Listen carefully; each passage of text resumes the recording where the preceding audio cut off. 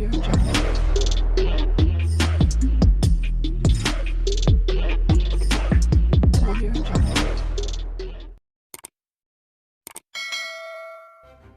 kasih kerana memilih channel ini. Sebelum kita mulakan video ini, sila pertimbangkan untuk menekan butang like, share dan subscribe dan aktifkan butang lonceng anda agar anda sentiasa mendapat info-info percuma pada setiap hari dari channel kami. Dan tinggalkan komen anda kerana komen anda amatlah dihargai.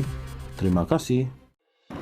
Bekas Perdana Menteri Datuk Seri Najib Razak tiba di Mahkamah Kehakiman pada jam 9.10 pagi menaiki kereta Mercedes-Benz diiringi polis dan pasukan pembelaan.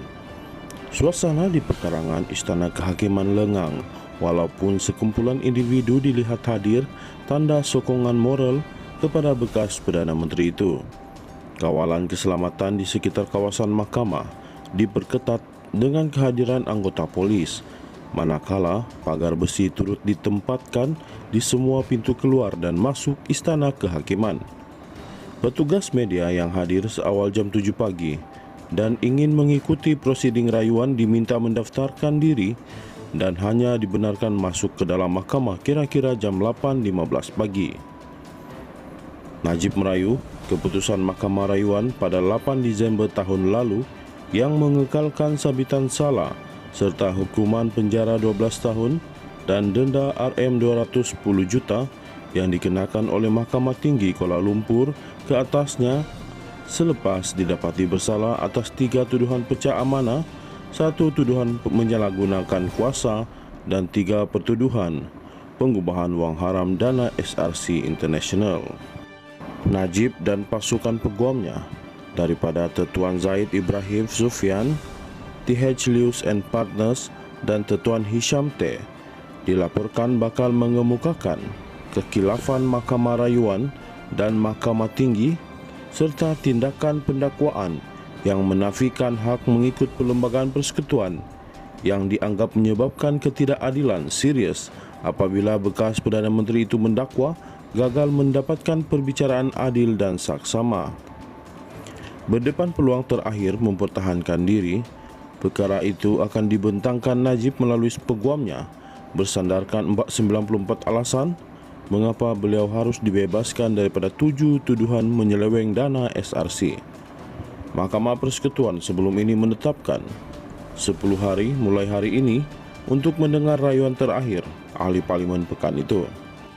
Rayuan akhir kes penyelewengan dana RM42 juta milik SRC International Sdn Bhd dihadapi Datuk Seri Najib Razak akan didengar panel 5 hakim Mahkamah Persekutuan yang dipengerusikan Ketua Hakim Negara Tun Tengku Maimun Tuan Mat.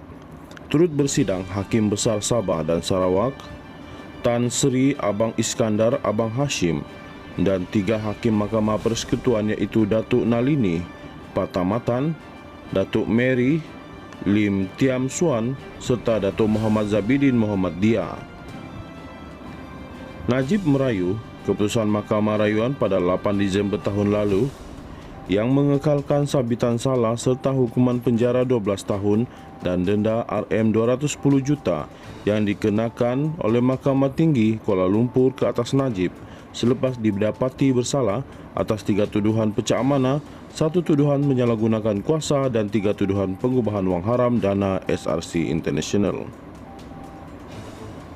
Terdahulu, Najib tiba di Istana Kehakiman menaiki kereta Mercedes-Benz diiringi polis dan pasukan pembelaan.